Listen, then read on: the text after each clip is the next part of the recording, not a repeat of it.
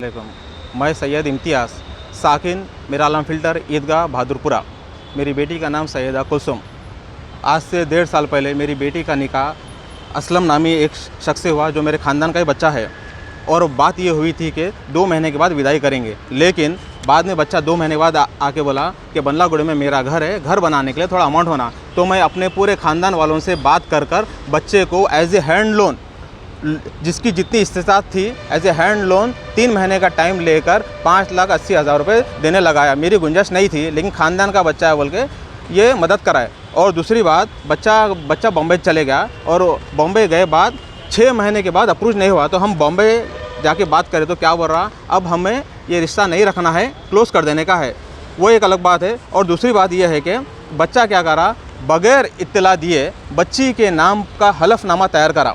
यह हलफनामा की फ़ोटो है। ये हलफनामा तैयार करा।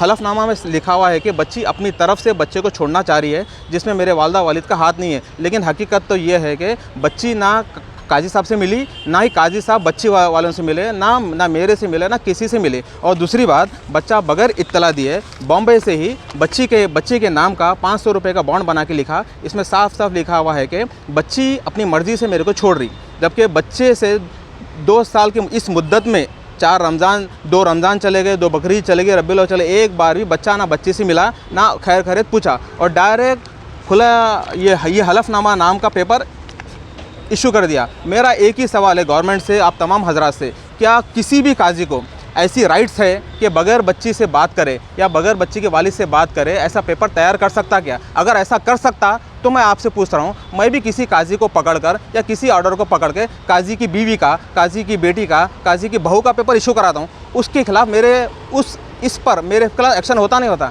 जब काजी बगैर मेरे को इत्तला दिए मेरी बेटी का पेपर तैयार कर सकता, तो मैं काजी की बीवी का, काजी की बहन का, काजी की बेटी का मैं तैयार करता हूँ।